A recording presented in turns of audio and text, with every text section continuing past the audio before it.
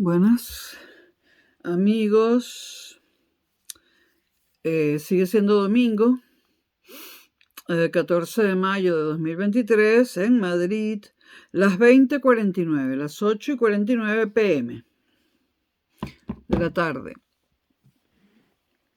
Seguimos con Nietzsche. Vamos a hablar de la cultura griega, que para Nietzsche es una cultura de la salud. Nietzsche, como sabemos, no estudió filosofía, sino filología, es decir, letras. Y estudió filología clásica, ¿no? Sus estudios de filología eran sobre la literatura clásica de la antigua Grecia.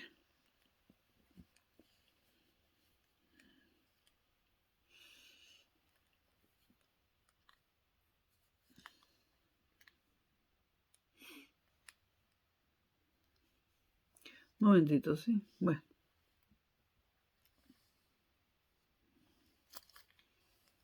Ok. Bueno, la filología clásica de la antigua Grecia. Entonces Nietzsche era filólogo y su tesis de doctorado, El nacimiento de la tragedia, bueno, era sobre la antigua Grecia, ¿no? El único libro que no escribió en aforismos, ¿no? Prácticamente su tesis doctoral, El nacimiento de la tragedia. Bueno, para Nietzsche la cultura griega es una cultura de la salud. La idea de que el individuo noble, sano y creativo, frente al nihilista, por instintos fuertes y una voluntad creadora, determina también el severo dictamen que lanza contra la historia social europea en la primera parte de la genealogía de la moral. O sea, en la genealogía de la moral, libro de Nietzsche, él habla de la idea de ese individuo noble, sano y creativo, que en oposición al individuo nihilista, este individuo noble, por instintos fuertes y una voluntad creadora afirmativa, determina también el juicio o el dictamen negativo sobre la historia social europea. Y esto está expuesto en la genealogía de la moral. Es ese individuo fuerte y noble el que se cuestiona la historia social europea, el que la critica. Según la genealogía de la moral, el sentido de esta historia habría sido el de la victoria, del resentimiento y del deseo de venganza, característico de los débiles. O sea, a partir de Grecia, según... Estamos hablando de la cultura griega, no de la filosofía griega. A partir de Grecia se debería haber formado un mundo europeo sin resentimientos ni deseos de venganza, pero ese fue el mundo que se creó, un mundo opuesto a los ideales clásicos. El mundo, según Nietzsche, de los débiles, los cuales, los débiles, habiéndose convertido en mayoría, logran neutralizar a los individuos excepcionales y superiores. Nietzsche habla de individuos superiores y yo lo sigo en esa identidad, que son minoría impidiendo su desarrollo y proliferación. ¿Qué duda cabe que el cristianismo ha logrado neutralizar a los individuos excepcionales y superiores a través de la masa, del rebaño, de los individuos débiles? Y estos individuos nobles y superiores, por supuesto, son una minoría a los que el rebaño le ha impedido su desarrollo y proliferación. ¿Cómo consiguieron esto los débiles? De joder a los fuertes. Pues esta labor de igualación se logró mediante la neutralización de las voluntades afirmativas y poderosas. Esto se neutralizó, nuevamente menciono la Inquisición, por ejemplo.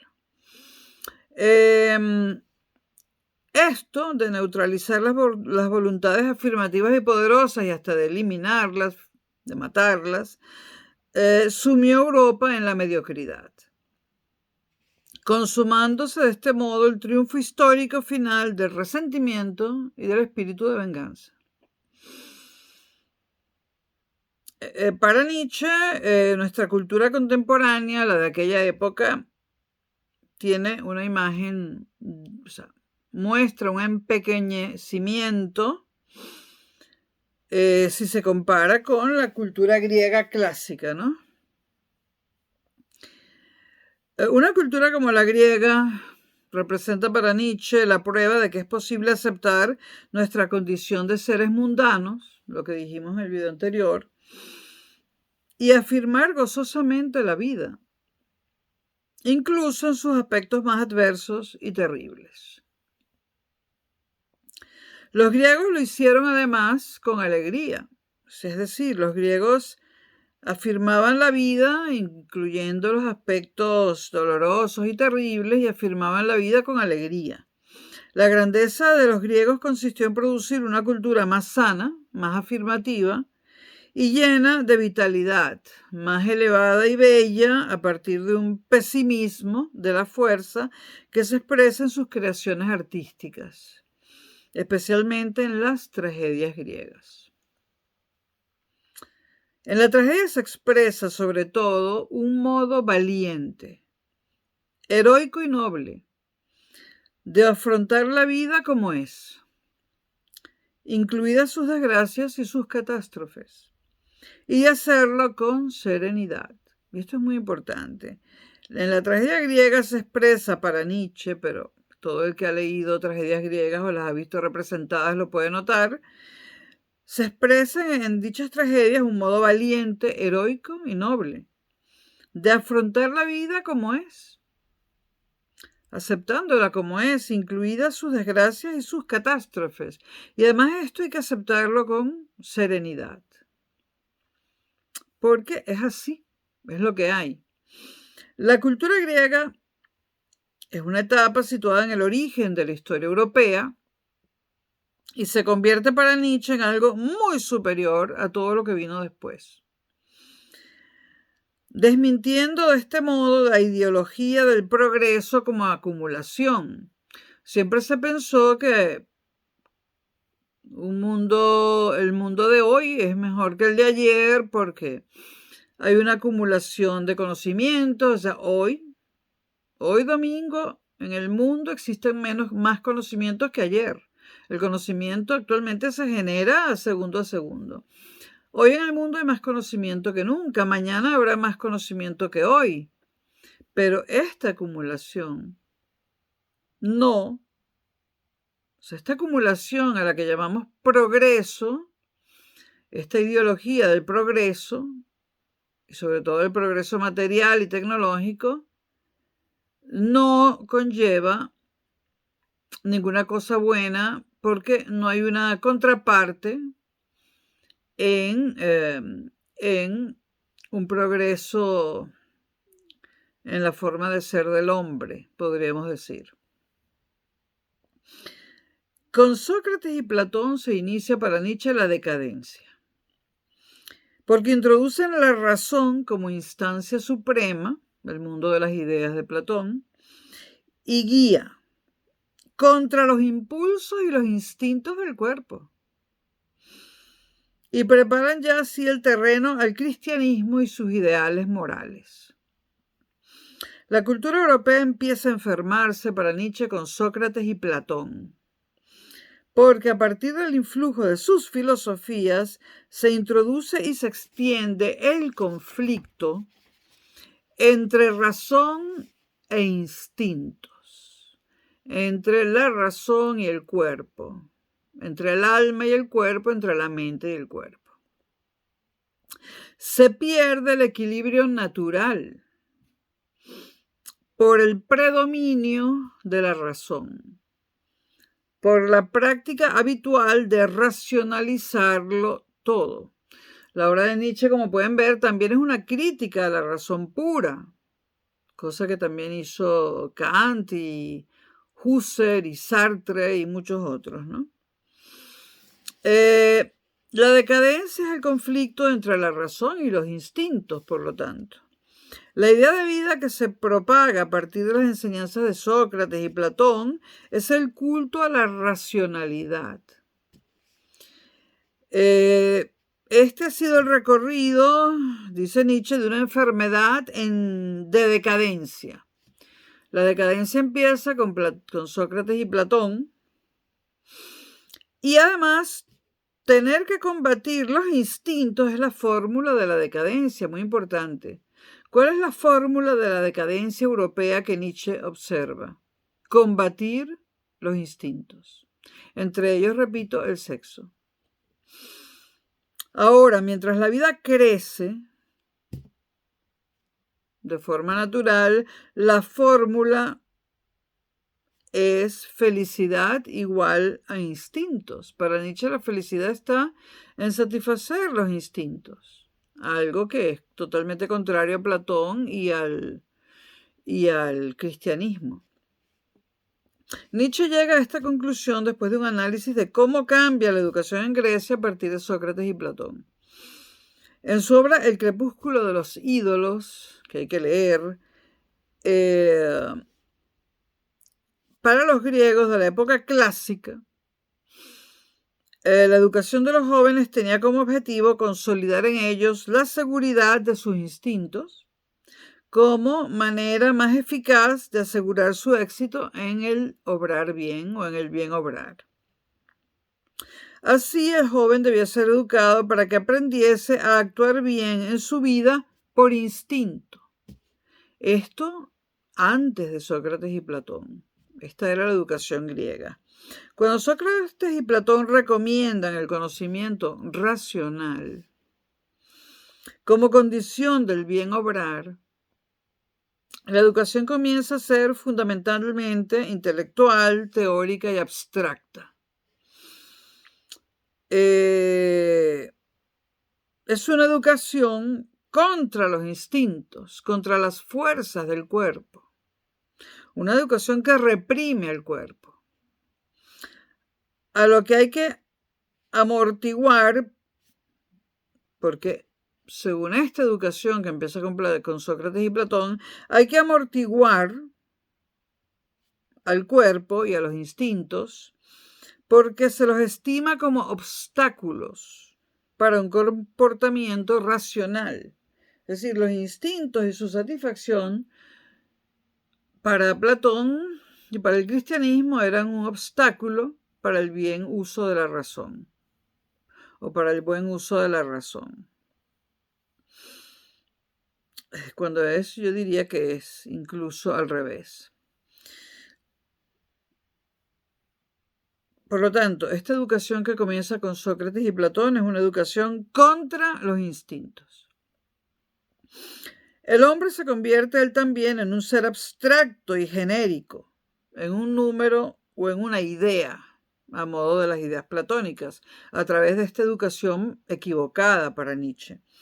El hombre pierde su individualidad y se siente tan solo, dependiente de las condiciones comunes que le igualan y le subordinan a los demás.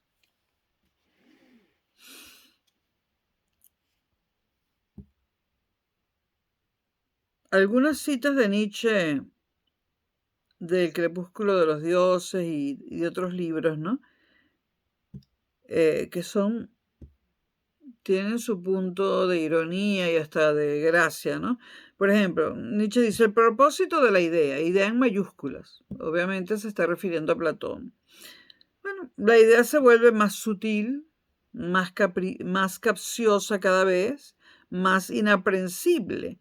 Y entonces agrega Nietzsche, se convierte en una mujer, se hace cristiana. Bueno, es por esto también que se hablaba de un Nietzsche machista, que estaba alineado con el patriarcado y en contra de la mujer, ¿no? Pero no, yo lo veo como una forma de hablar. La idea que se vuelve más sutil, más capciosa, más inaprensible, se convierte en una mujer. Evidentemente en esta metáfora, Nietzsche está usando a la mujer como algo no precisamente positivo, ¿no? Se convierte en una mujer, la idea en mayúsculas de Platón, se hace cristiana, para colmo, ¿no? Habla Hitler en el mismo sentido de la idea en mayúsculas, sublimizada, pálida, nórdica y königsburgense.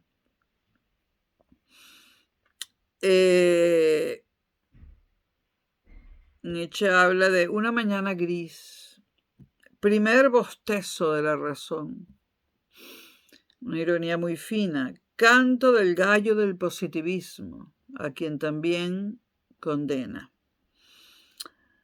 Hay que leer a Nietzsche, hay que leerlo.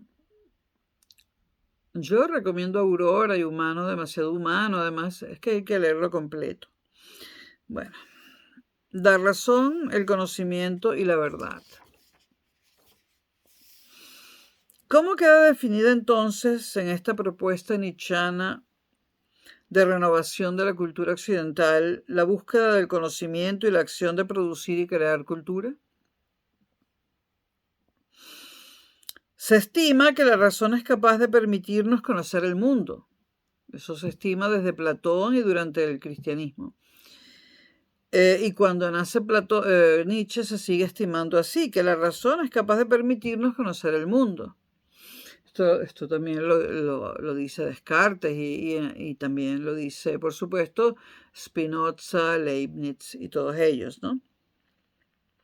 Pero la crítica porque ellos lo hacen para el conocimiento científico, los que acabo de nombrar, pero la crítica de Nietzsche es que se usa la razón para todo.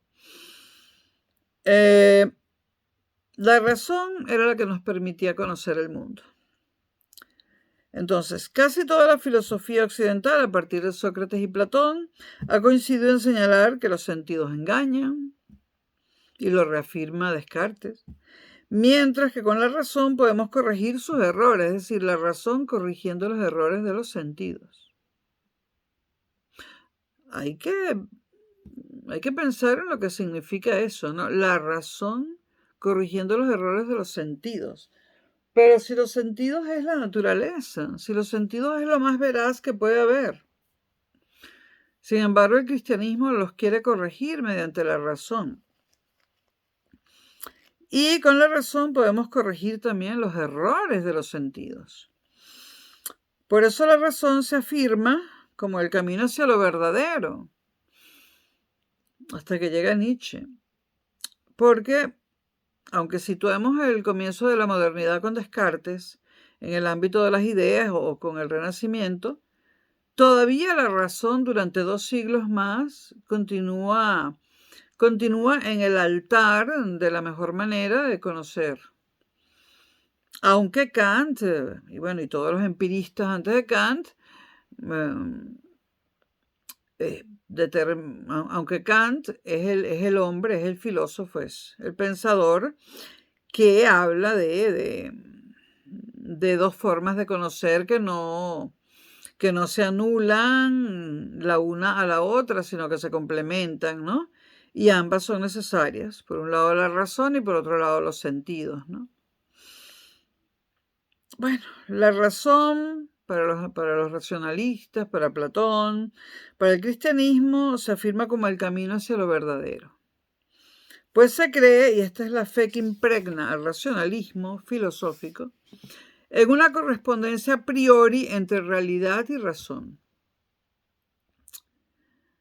O sea, una relación absoluta entre realidad y razón,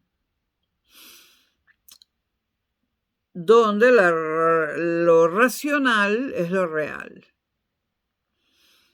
Y esto para Nietzsche es falaz. Esto es una falacia para Nietzsche.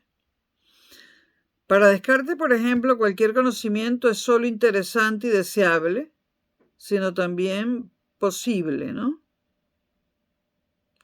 No habrá conocimiento, dice Descartes, por muy alejado que se encuentre, ni verdad, por muy accesible que parezca, que no pueda ser alcanzada por la razón. O sea que Descartes, el primer filósofo de la modernidad, es un racionalista furibundo, ¿no? Lo cual no desmerita de ninguna manera toda la obra de Descartes, que es monumental. Y la obra matemática también, y como médico, ya dije, y bueno, viajero, guerrero, médico, filósofo, matemático, ¿no? Descartes. Este tipo de conocimiento del que habla Descartes es aquel en que puede apoyarse la técnica y por tanto el progreso en el dominio de la naturaleza, que era lo que se pretendía, del que depende el bienestar de la humanidad. Nietzsche también pone esto en duda, eso de que el dominio de la naturaleza depende, o sea, que el bienestar de la humanidad reside en el dominio de la naturaleza. Hoy en día sabemos que no es así, porque aunque hay un dominio espectacular de la naturaleza, y otra vez caemos en Marx, pues los bienes y servicios que sobran no están disponibles para todos los seres humanos, ¿no? O sea que el desarrollo, para colmo, en esta época y ya hace, bueno, casi un siglo, muchas décadas, el desarrollo técnico, para colmo, ¿no? Para colmo, es solo para unos cuantos y no precisamente para los más fuertes, ni tampoco para los más débiles, sino para los que tienen el dinero, ¿no? Y nuevamente me remito a Marx, ¿no? Bueno, el fracaso del racionalismo, que para Nietzsche fracasó. Nietzsche aplica a este optimismo racionalista una doble crítica. En primer lugar, señala que el optimismo de la razón, que cree que podemos llegar a conocer lo que la realidad es en sí, se ha demostrado no tener razón de ser después de críticas como la de Kant. Pues Kant demuestra, en su crítica de la razón pura, que el carácter de mero producto cognoscitivo que todo conocimiento tiene, Kant demuestra en su crítica de la razón pura el carácter de mero producto cognoscitivo que todo conocimiento tiene. Es decir, todo conocimiento es un producto cognoscitivo, es un producto del acto de conocer. Kant dice que las teorías no son más que interpretaciones que nuestro entendimiento produce. A diferencia de los anteriores racionalistas, Descartes, Spinoza, Leibniz, e incluso en contra de los empiristas puros, Locke, Hume, Hobbes, Kant dice que las teorías no son, o sea que las teorías que hemos descubierto no son verdades. Y esto es muy importante, por eso es muy importante Kant, por muchas cosas, porque Kant Kant hace que la razón y los sentidos se acompañen para generar conocimientos, y además Kant es el primero que dice que estos conocimientos no son verdades, estos conocimientos humanos, son simplemente interpretaciones que nuestro entendimiento produce. Entonces no pueden pretender ser el reflejo fiel de la realidad en sí. Por ejemplo, el sistema, lo que es un átomo. ¿Realmente existen los átomos así, con protones en el núcleo y neutrones y los electrones dando vueltas alrededor? Eso existe. Bueno, eso es un modelo que nos ha servido para muchas cosas. Es una interpretación de la realidad, pero no es la única. Y en física todas, incluyendo las de después de Einstein, ¿no? Y después de Newton. Newton sigue siendo válido, aunque haya otras teorías que se desarrollaron en el siglo XX que explican lo que explicó Newton de otra forma. A pesar de eso, el mecanicismo de Newton Sigue siendo válido. Un caso, por ejemplo, tenemos el caso de la luz. En un momento dado se hablaba de la luz como partícula. Y eso explicaba un montón de cosas, pero ¿qué es eso? Es una interpretación de la realidad. Eso no es la realidad, es una interpretación de la realidad. En otro momento histórico se empezó a hablar de la luz no como partícula, sino como onda. Es decir, pasa de lo discreto a lo continuo. Y eso explica muchas otras cosas. Pero ambas interpretaciones de la luz nos han servido para modificar la naturaleza y para entenderla. Pero la luz no es ni una cosa ni la otra. Esas son dos interpretaciones de la realidad, que es la luz. Y pueden surgir más interpretaciones. Y es muy importante que Kant haya dicho que los conocimientos no son verdades absolutas, sino interpretaciones. Ahí hay que subrayar y poner asterisco, porque es muy importante.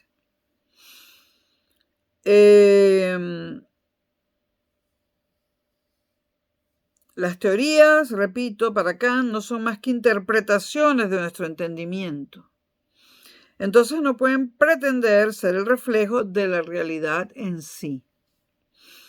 Hay que relativizar la confianza en encontrar la felicidad a través del máximo despliegue de la razón en la historia y de la aplicación técnica, examinando con mayor atención los resultados de tal proceso. Sí, del proceso que nos lleva al conocimiento a través de la razón. Esta es la primera crítica que le hace Nietzsche al optimismo racionalista, ¿no? Y coincide con Kant en que los conocimientos no son la verdad, son interpretaciones del mundo. En segundo lugar, Nietzsche considera que esa creencia entusiasta del optimismo lógico e histórico de la razón y en la técnica como remedios universales de todos los males, expresan la debilidad de una humanidad que no es capaz de soportar los aspectos duros y desagradables de la vida y sueña con una especie de paraíso del confort y de la comodidad en el que descansar sin sufrir nunca ningún tipo de molestias. Aquí yo veo muy claramente, y siempre lo he visto, esa diferencia inmensa, ese abismo entre lo que es Europa, aún todavía, y los Estados Unidos. En Estados Unidos no se concibe una vida sin el confort. No se concibe. El confort para los norteamericanos es lo máximo. Un coche cómodo, aire acondicionado, calefacción, nada que moleste el cuerpo. Europa, sin embargo, es mucho más realista. Y el europeo se enfrenta al sufrimiento de una forma mucho más natural que el norteamericano. El norteamericano esconde el sufrimiento, lo cubre, lo tapa como algo de lo que hay que, como algo que produce vergüenza. O sea, el norteamericano, los Estados Unidos representan la vergüenza que hay que tener acerca del sufrimiento, de la pobreza y de la muerte, ¿no? En cambio, Europa sigue, a pesar de todo, asumiendo que en la vida también hay sufrimiento y falta de confort y por supuesto la muerte, ¿no? Por eso ese ideal norteamericano de libertad es tan peligroso.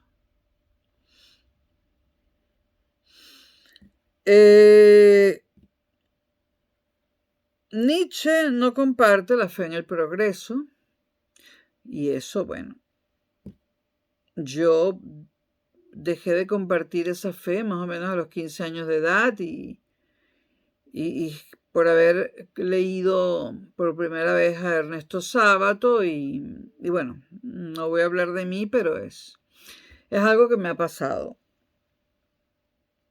y muy, muy duramente.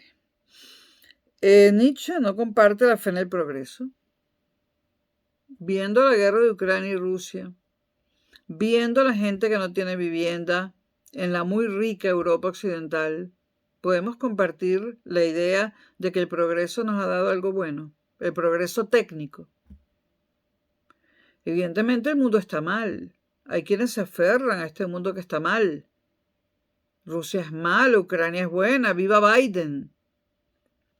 Pero esto no se va a quedar así porque cada vez que el mundo ha estado mal, ha cambiado drásticamente y casi siempre después de una guerra mundial. El mundo se consideraba que estaba mejorando cuando yo nací en los años 60.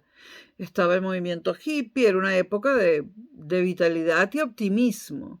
Pero han pasado más de 60 años desde que yo nací y se ha olvidado lo que es una guerra mundial, se ha olvidado lo que fueron la Primera y la Segunda Guerra Mundial, queda poca gente viva que las haya sufrido, y entonces nos hemos atrevido, o se han atrevido los poderosos, a implementar el pensamiento único de una economía de mercado con cero intervención del Estado, el hecho de que si tú te enfermas y no tienes dinero, tu destino es morirte y punto.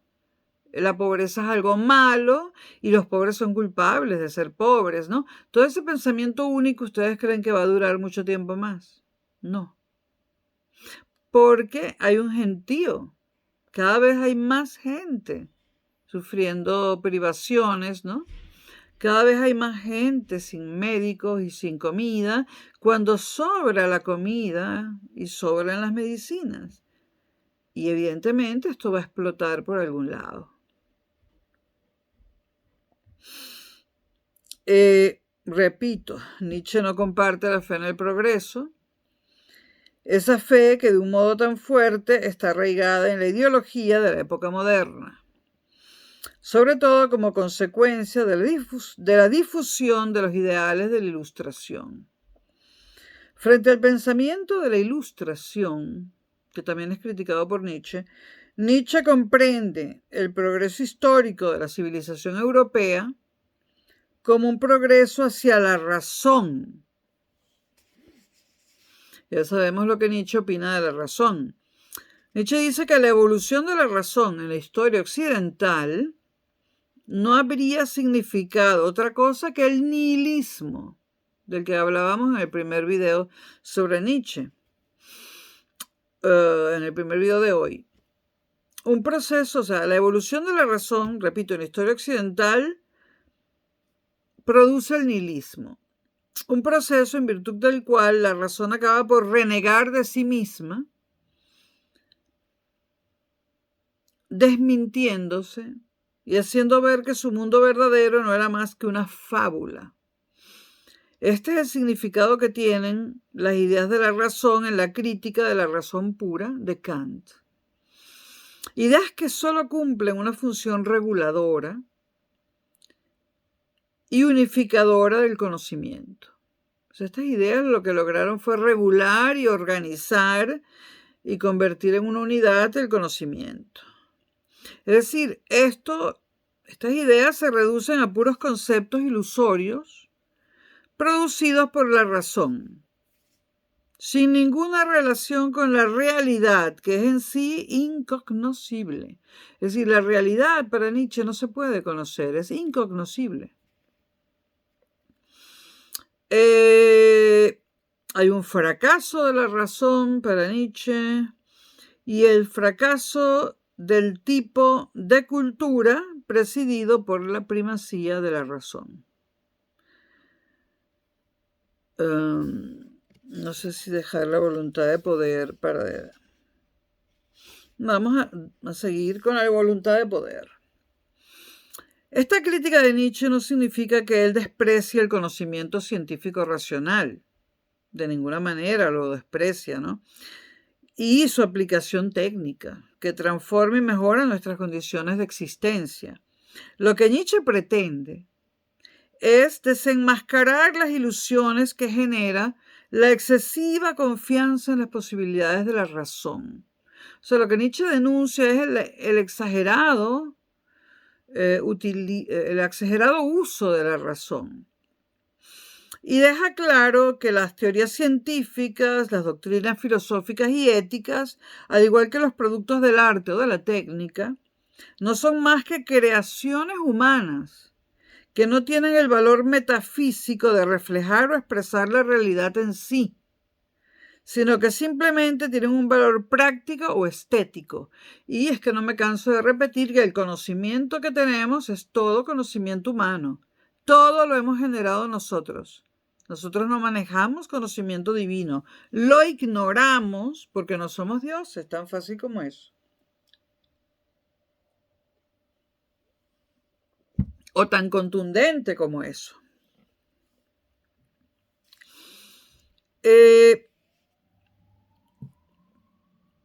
De ahí nuevamente la apreciación que Nietzsche hace de la crítica kantiana del conocimiento. Es una apreciación positiva que Nietzsche hace de Kant.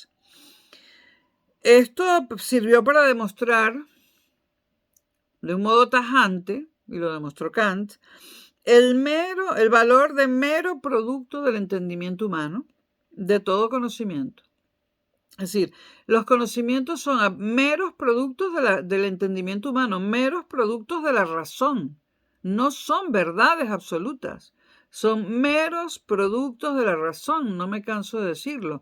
El conocimiento es un mero producto de la razón, no es una verdad. Los conocimientos no son verdades. Para que esa crítica kantiana rinda toda su auténtica potencialidad revolucionaria, dice Nietzsche, tiene que olvidarse de ciertas pretensiones que todavía Kant le asigna. Y aquí viene una crítica de Nietzsche a Kant. Y abrirse a un concepto de la voluntad de poder. Aquí aparece la voluntad de poder. Como motivo o fuerza determinante de todo conocimiento. A Nietzsche le parece casi cómico ver a Kant exigir que la filosofía comience con una crítica de la razón pura. Porque si la razón no es más que un instrumento del conocimiento, entonces ¿cómo pensar que un instrumento pueda llevar a cabo su propia crítica? Es absurdo esto para Nietzsche. Nietzsche opina que es preciso desarrollar el planteamiento de Kant, pero rebasando el plano de la razón pura, para abrirse a los motivos del conocimiento. Los motivos del conocimiento. Esto es muy importante. Nietzsche dice, ¿cuáles son los motivos del conocimiento? O sea, la voluntad de poder desde la que el conocimiento sí puede explicarse y valorarse. La voluntad de poder es la que subyace y motiva el conocimiento. Esto es muy importante. La voluntad de poder, un concepto nietzscheano clave, esa voluntad de poder es lo que subyace y motiva el conocimiento. O sea, tenemos una voluntad de generar conocimiento. Y esa es la voluntad de poder. El conocimiento y el uso de la razón no son más que un modo que el ser humano tiene de desplegar esa voluntad de expansión y crecimiento de la vida a la que Nietzsche llama voluntad de poder. Desde esta voluntad de poder es desde la que hay que comprender lo que es el conocimiento. Importante leer también Más allá del bien y del mal. Hay una película que se llama así, de Lina Wertmüller, sobre la relación entre Nietzsche, Klein y Andrea Luz Salomé, una película que en su momento fue tuvo muy malas críticas por parte de los supuestos especialistas en Nietzsche y de los haters, como diríamos hoy en día, de Andrea Luz Salomé, que tiene numerosos haters, ¿no? Pero vale la pena verla y volverla a ver también. El perspectivismo. No obstante, para determinar las condiciones de posibilidad de todo uso cognoscitivo, es decir, de todo modo de conocer, del entendimiento, hay que rebasar el plano del conocimiento mismo y abrirse a la voluntad de poder. es decir, a la motivación del conocimiento, como voluntad de hacer cognoscible el mundo. ¿Qué es la voluntad de poder? Esa voluntad que tiene el hombre de hacer cognoscible el mundo. El hombre tiene, y por qué el hombre tiene eso, no lo sabemos, pero el hombre tiene una voluntad enorme de conocer el mundo, de hacerlo cognoscible. El hombre sufre de una voluntad de poder que lo impulsa a conocer el mundo. El lugar de las categorías kantianas a priori lo ocupa, en el pensamiento de Nietzsche, la lucha de las voluntades de poder entre sí. Cada individuo, dice Nietzsche, es una voluntad de poder. O sea, un centro de fuerza que tiene una perspectiva propia sobre todo lo demás. A las opiniones o perspectivas de los otros o del otro, respondemos entonces con nuestra verdad, con la que presionamos por nuestra parte sobre ellos a la vez que nos defendemos. Por lo tanto, para Nietzsche la voluntad de poder es algo individual, y eso es importante.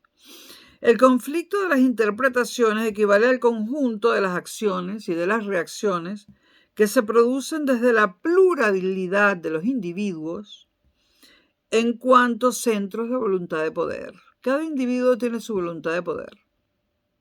Y lo que unifica toda esa lucha es el impulso de todos hacia el poder.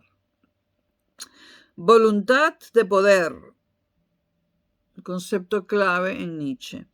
No hay más realidad que esta acción y esta reacción plural de los individuos y los seres entre sí y respecto del conjunto de ellos.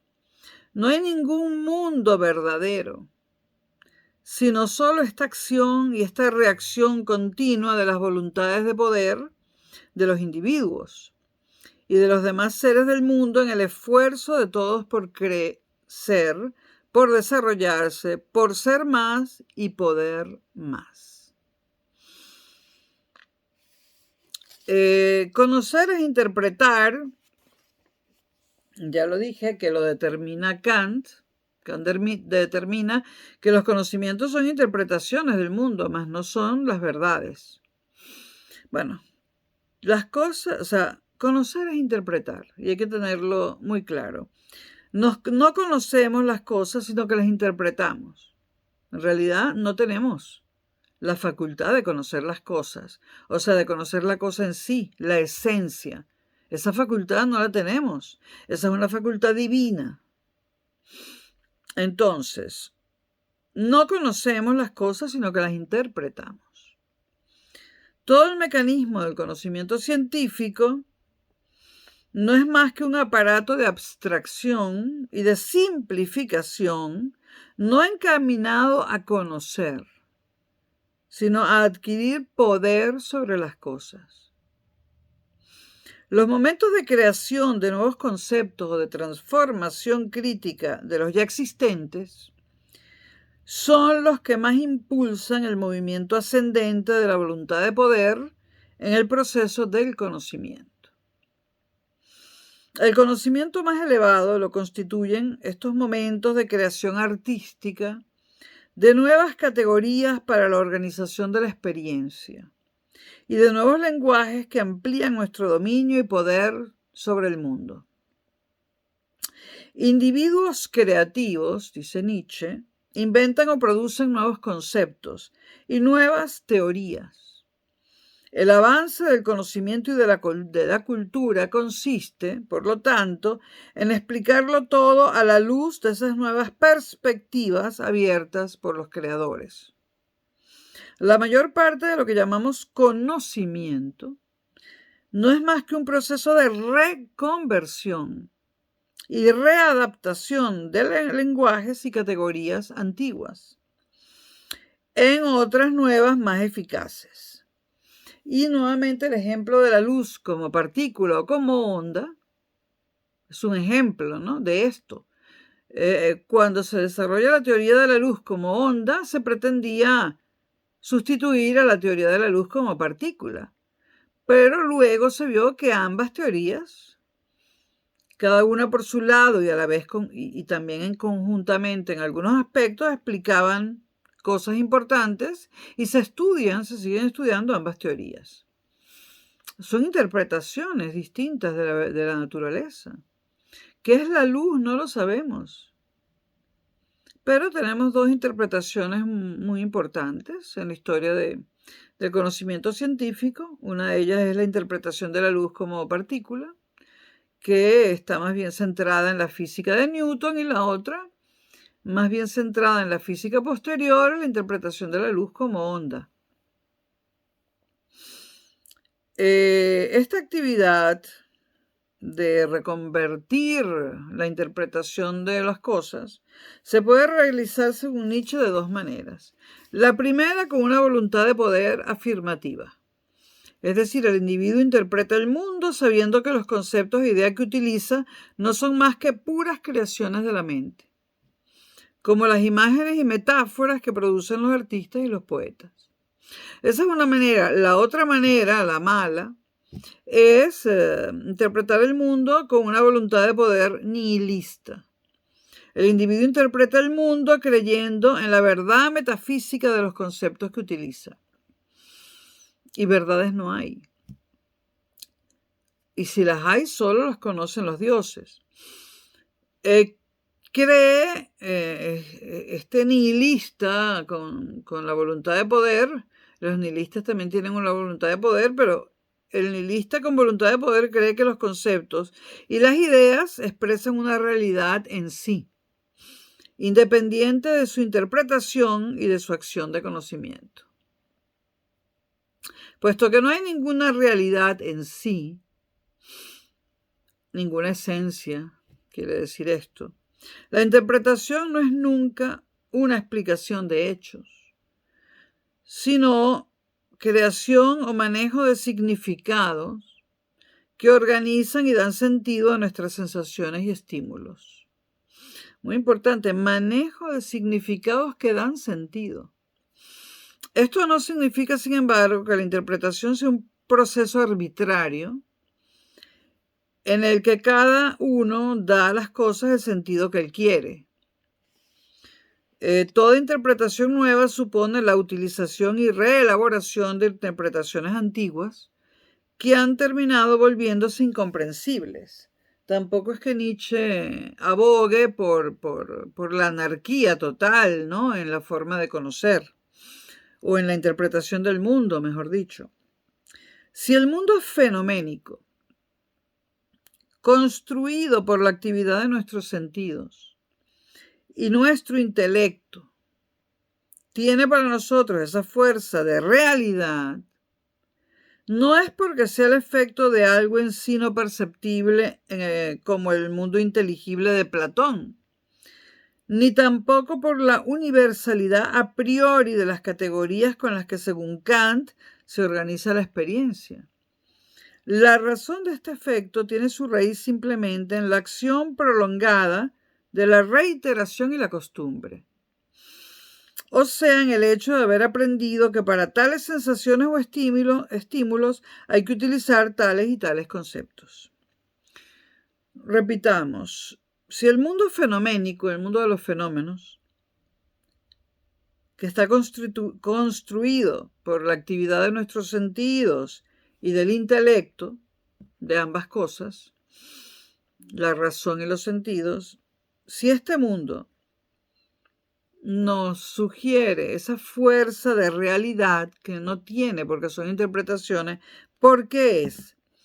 Bueno, ese efecto de que ese mundo interpretado por la razón y los sentidos nos parezca a veces que es la verdad absoluta, eso ocurre porque este efecto tiene su raíz, dice Nietzsche, en la acción prolongada en el tiempo de la reiteración y la costumbre. O sea, por costumbre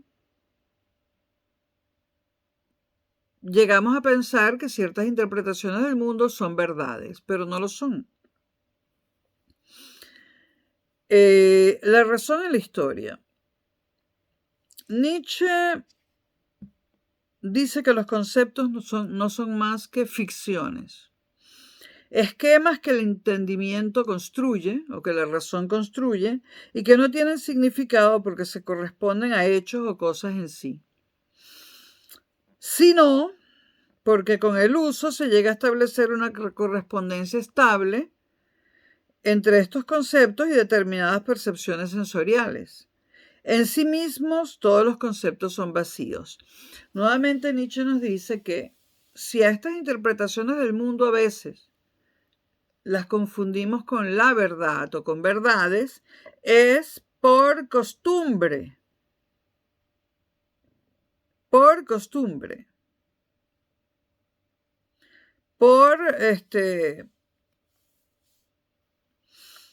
Porque hemos establecido una correspondencia entre esas interpretaciones de la realidad y la verdad, una correspondencia que no existe, que es falsa. Lo que los filósofos han llamado generalmente realidad, el ser, no es más que un concepto vacío, el más vacío de todos los conceptos.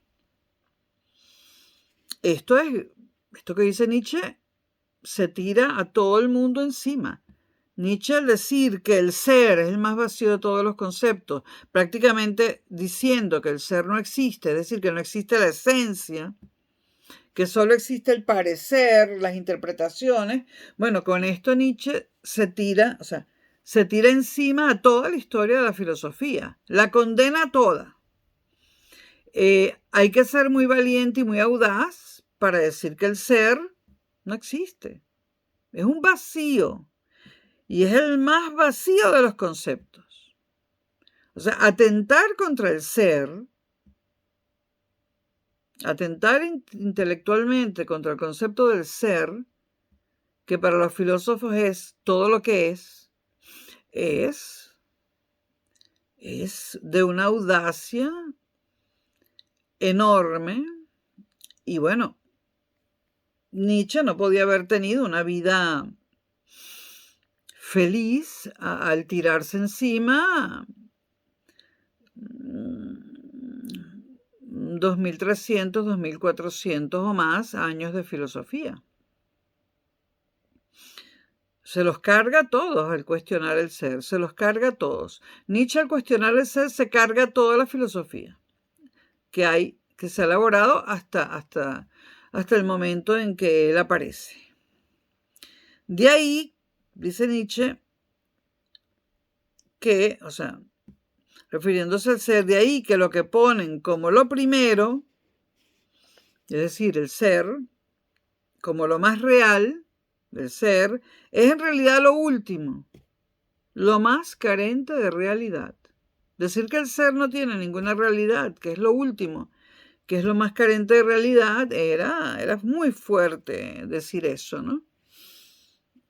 Tan fuerte que sigue siendo fuerte decirlo.